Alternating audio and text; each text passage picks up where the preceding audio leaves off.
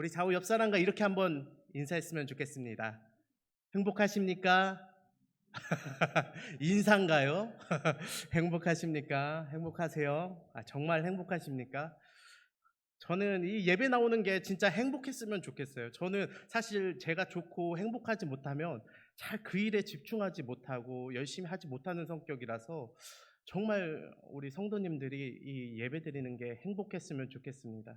우리 드라마나 막 그런 거 예전에, 지금은 원하는 때에 볼 수가 있지만 예전에는 드라마 어땠습니까? 딱 그 본방 할 때만 보지 않으면은 나중에 재방송 해줄 때나 겨우 보던 시절이 있었잖아요.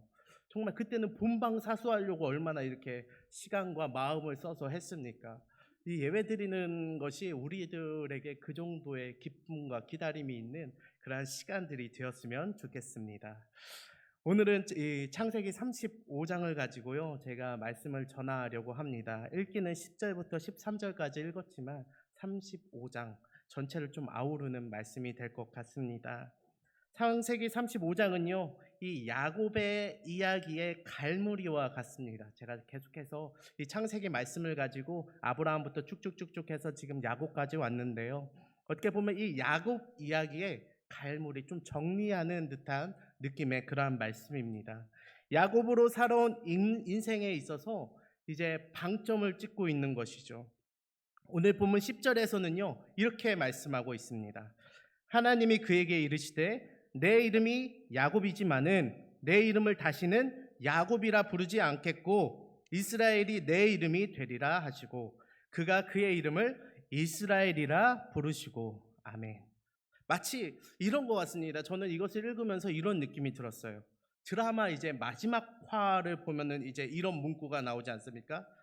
지금까지 그 야곱을 사랑해 주신 모든 시청자분들께 감사를 드립니다. 다음 주부터는 이 하나님의 사람 이스라엘 이야기가 방영되겠습니다. 뭐 이런 그런 자막들이 슉 뜨지 않습니까?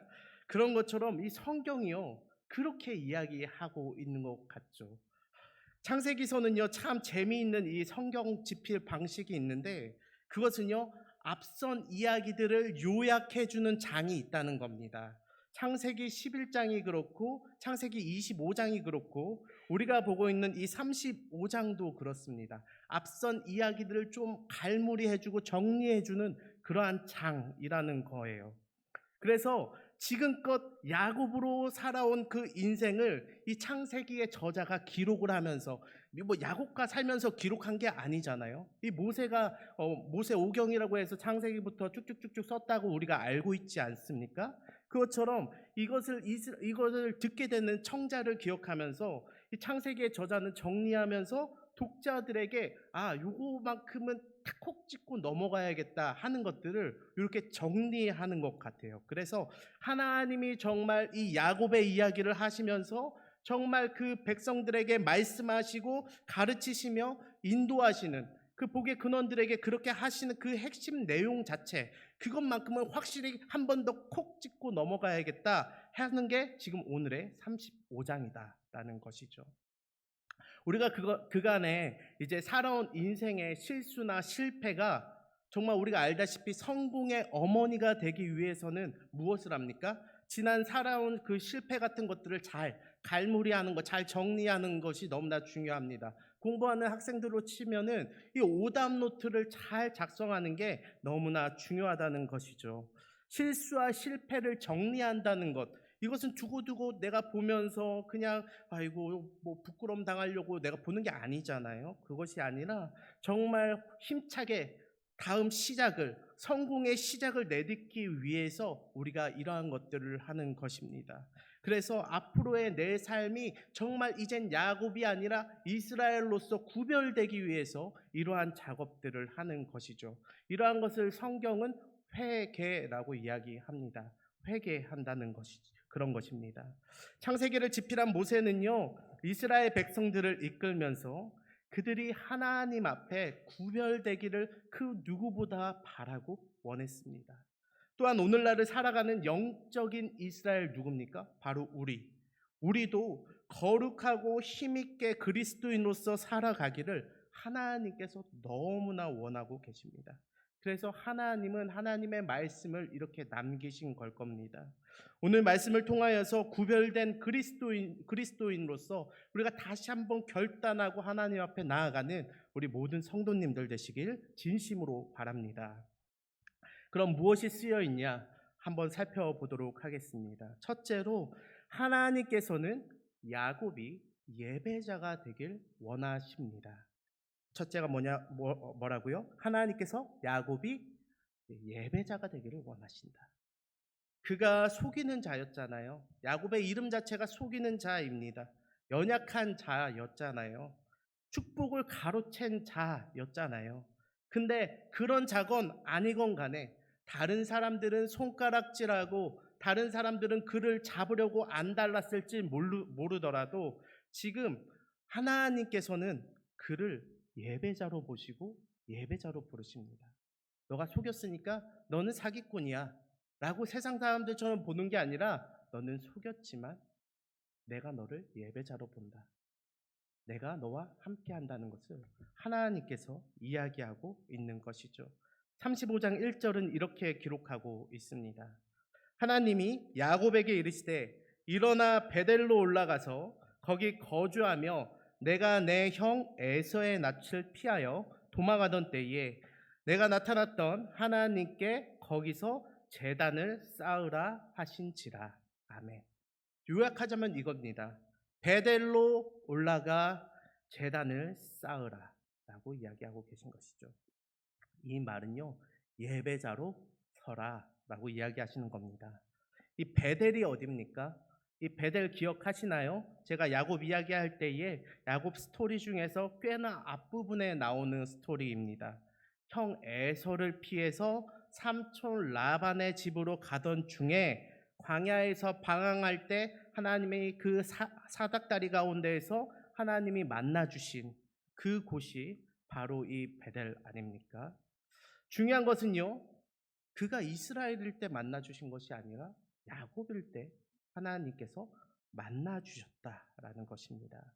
그가 아직 연약하고 하나님께 나아갈 만한 믿음이 없을 때에 하나님은 그를 예배자로 부르셨습니다.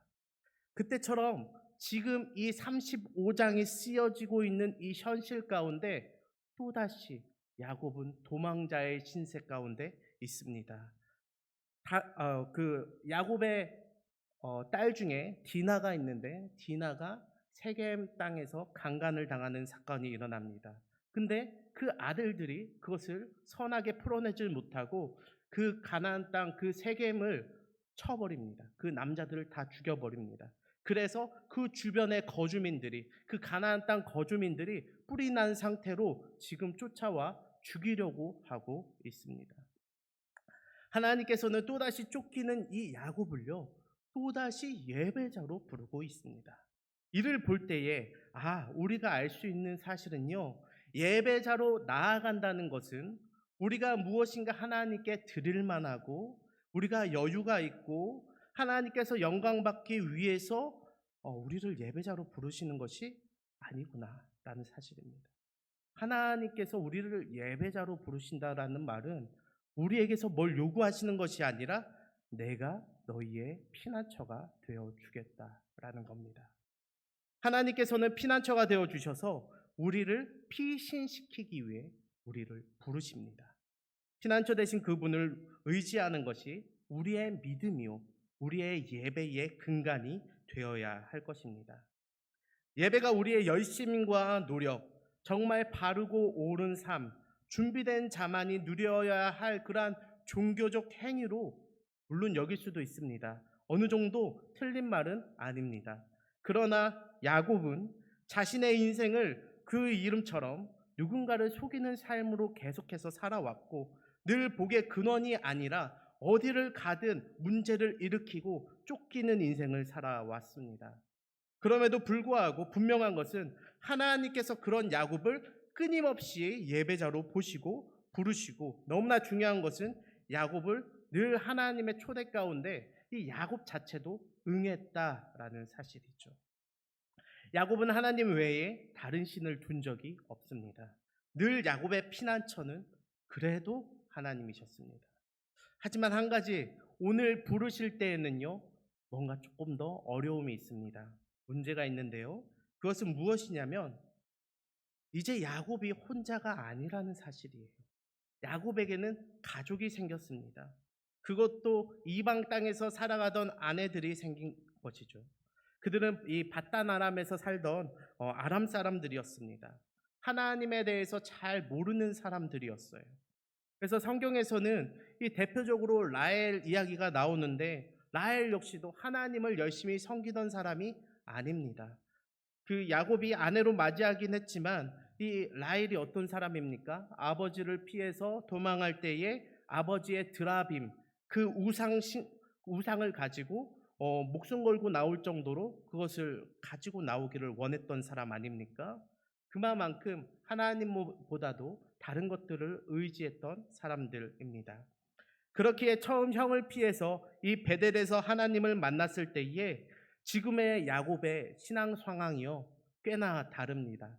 자기만 열심히 한다고 해서 나만 잘한다고 해서 나만 잘 믿는다고 되는 상황이 아닌 것입니다. 성경에서 부부는 한 몸이라고 이야기하고 있지 않습니까? 지금 야곱의 자녀들도 할례 받은 자들입니다.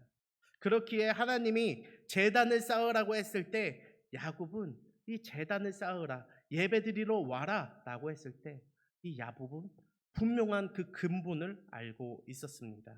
그것은 하나님께서 나 한 사람뿐만 아니라 우리 온 집안이 거룩함으로 나아가길 원하시는구나 라는 것, 그거 하나만큼은 분명히 알고 있었던 것이죠. 야곱은 가정 안에 대대적인 종교 개혁을 단행합니다.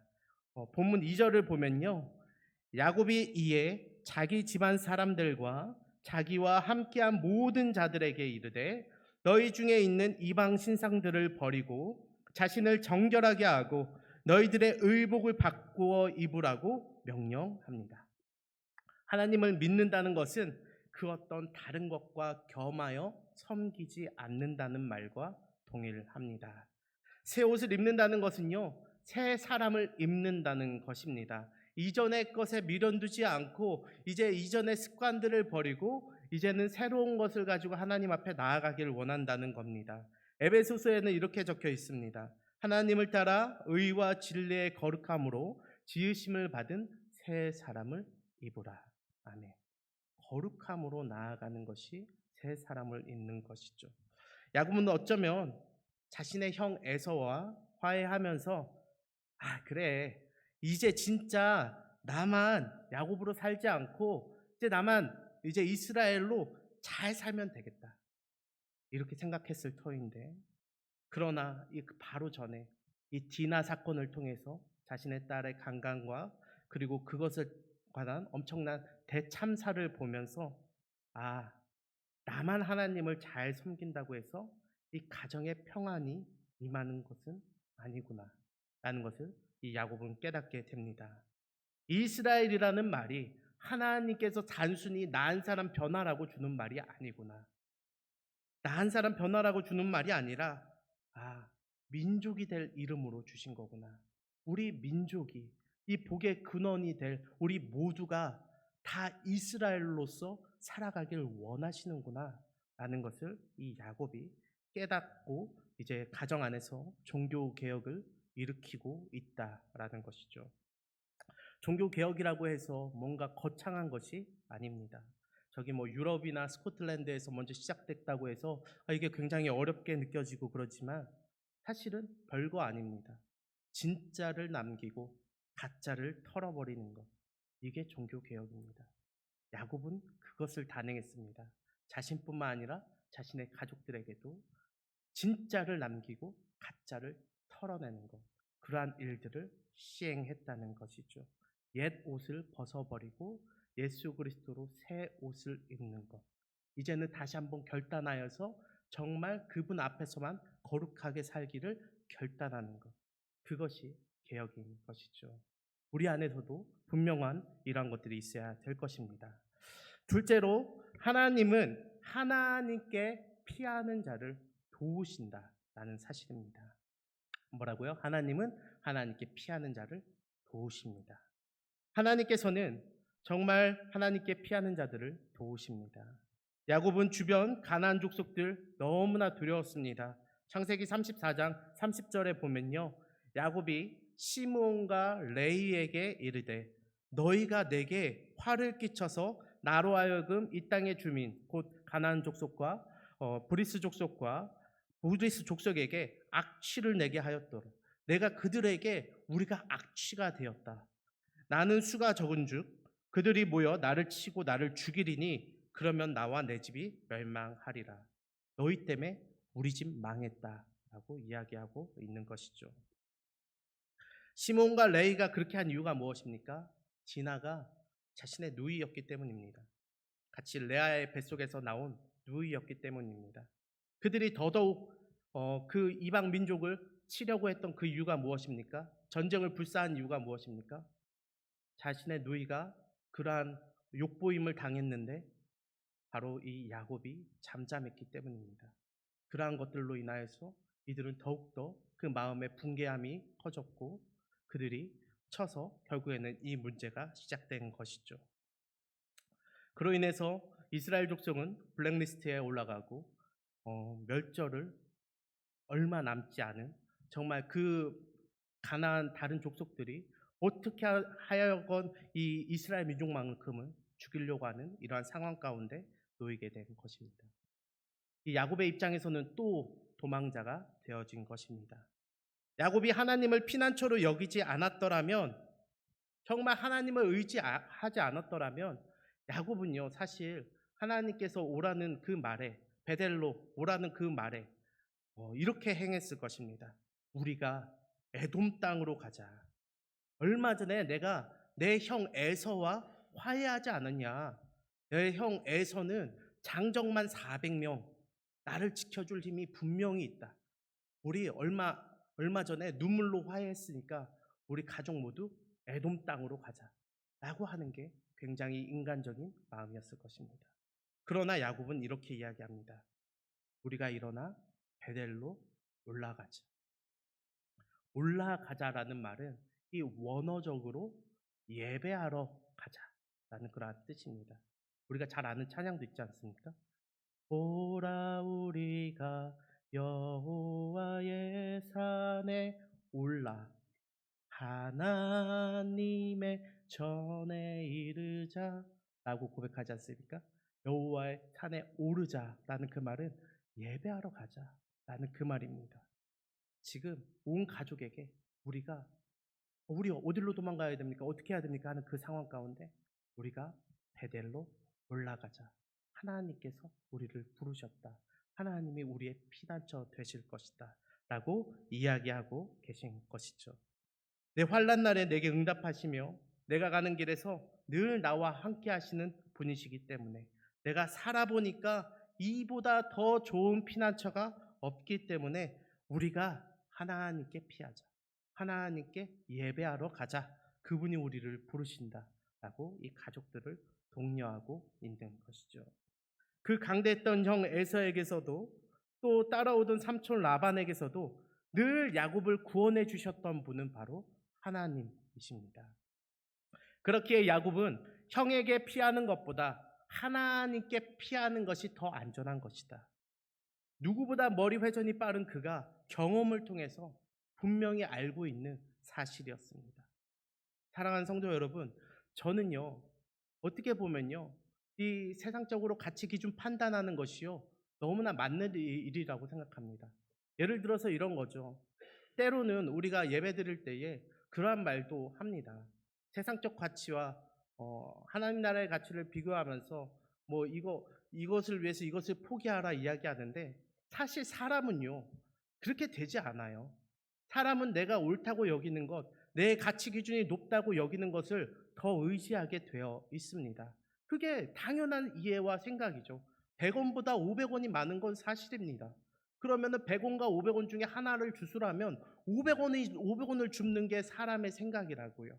어린 아이들도 100원과 500원이 뭔지 모를 때는 아무거나 주겠지만 알게 되면 500원을 주는 게 사람의 본능이라는 것입니다. 우리가 같은 시간을 일해놓고 누구는 500원을 주고 어디를 가면 10,000원을 주는데 500원 주는데 가서 일하겠습니까? 똑같은 시간 일하는 거라면 10,000원 주는 데 가서 일하겠죠. 그리고 1억 원짜리 집을 우리가 살 수가 있다고 생각을 해봅시다. 근데 1억 원짜리 집에 어떤 집도 1억 원이고 요 집도 1억 원인데 이 집은 백날 천날 지나도 1억 원의 가치밖에 되지 않고 이 집은 나중에 10억에 될 가치가 있다고 생각을 한다면 우리가 10억의 가치에 돈을 투자하는 게 당연한 우리의 생각과 우리의 뜻과 우리의 이치이지 않습니까? 성경도 사실 그렇게 이야기합니다. 어떤 사람이 타인의 땅을 파는데 그 땅에서 금은 보화가 나옵니다. 그러면 내 전 재산을 다 바쳐서라도 그 땅을 사는 게 맞다고 성경은 이야기하고 있습니다. 그게 너무나 당연한 말들인 것이죠. 하나님께 피한다는 것은요, 이것을 위해서 이것을 포기하라는 이야기가 아닙니다. 하나님의 나라의 그 가치를 바로 알자는 것이죠. 뭐가 더 높은 가치인지 우리가 알자는 거예요. 그냥 포기하고 이것을 따르자는 것이 결코 아닙니다. 이익을 잘 따져보세요. 뭐가 더 이익이 나는 것인지, 세상으로 피하는 것이 이익이 나는 것인지, 하나님을 의지하는 것이 이익이 남는 것인지 진짜 한번 잘 따져보라는 겁니다. 더 잠재 가치가 있는 쪽으로, 더 나를 잘 지켜줄 수 있는 쪽으로 피하는 것이 맞다라는 거예요.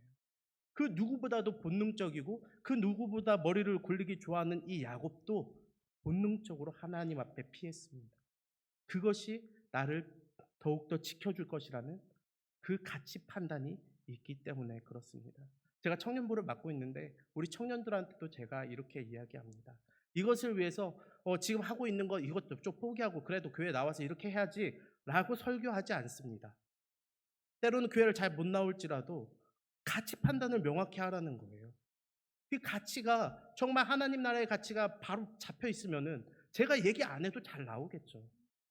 근데 그게 생기기 전까지 제가 이걸 위해서 이걸 포기해야 된다라고 이야기하고 싶지는 않습니다.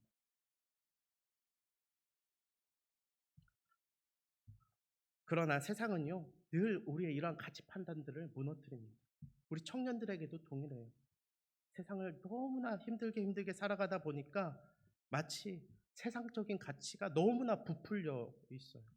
여기에 행복이 너무나 있는 것처럼 부풀려 있고 가치 판단에 어려움을 느끼게 세상은 만드는 것이죠.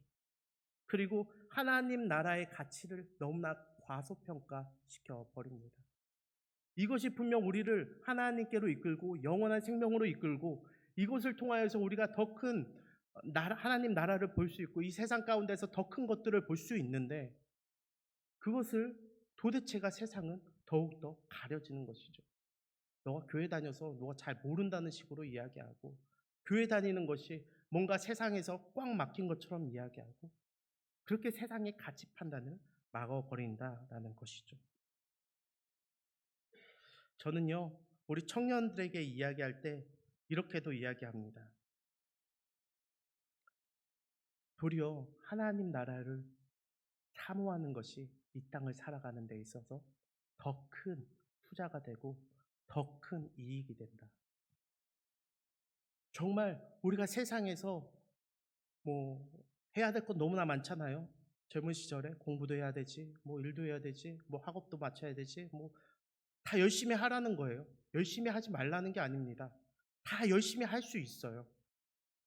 근데 그것을 하는 데 있어서 그 근간이 뭐냐는 겁니다. 이것을 왜 열심히 해야 되는데? 무엇을 쫓고 무엇을 위해서 열심히 하는데? 이것을 통하여서 더욱더 하나님 앞에 영광 돌릴 수 있는 방법들이 분명히 많고 분명히 내가 하나님 앞에 신앙이 바로 선다면 이러한 것들에 있어서도 더 내가 잘 관리하고 더 삶을 더 윤택하게 살아낼 수 있는데 그러지 못함에 너무나 안타까움이 들 때가 있는 것이죠. 어쩌면 우리가 드리는 지금 이 잠깐의 예배, 뭐 1시간, 2시간의 이 예배도요, 동일합니다. 정말 이게요, 세상이 볼 때는요, 야, 그 시간에 그냥 잠이나 더 자지 그래. 아니, 그 시간에, 야, 집에서 자기 개발이나 조금 더 하지 그래. 아, 그 시간에 조금 아이들이랑 시간 쓰면 좋잖아. 라고 이야기할 수 있습니다. 근데 이 잠깐의 시간을 통하여서 우리들의 한 주간의 삶이 더욱더 윤택하게 변한다면 여러분들 1시간, 2시간 시간 쓰는 것에 있어서 투자하지 않겠습니까? 우리는 그러한 것들을 분명히 알기 위해서 하나님의 나라의 그 가치, 정말 하나님께 피한다라는 것에 대한 분명한 가치를 우리가 알아야 된다는 것입니다. 저는 어, 마지막으로 하나님은 슬픔도 이겨낼 힘을 주신다고 성경은 이야기하고 있습니다. 하나님께 예배하고 떠나는 야곱의 여정에 슬퍼할 시간들이 생깁니다. 바로 이 하나님께 예배만 드리면 뭔가 좋은 일이 펴지고 하나님께 피했으니까 나에게 이익이 되는 일들만 있을 거라 여기는데 결코 그렇지 않습니다. 리브가의 유모가 드보라가 죽게 되는 사건이 일어납니다. 리브가는 이 야곱의 어머니입니다. 어머니의 유모가 죽게 된 것이죠. 성경에서는 그와의 관계에 대해서 명확히 이야기하고 있지는 않지만 그가 죽은 뒤에 그 상수리 나무, 그를 묻은 그 상수리 나무의 이름을 알론 바굿이라고 이야기합니다. 그 말은 슬픔의 상수리 나무다라는 뜻이죠. 결국 이 성경에는 분명하게 나와 있지 않지만 그 드보라와 유대 관계가 분명히 있었던 것 같습니다.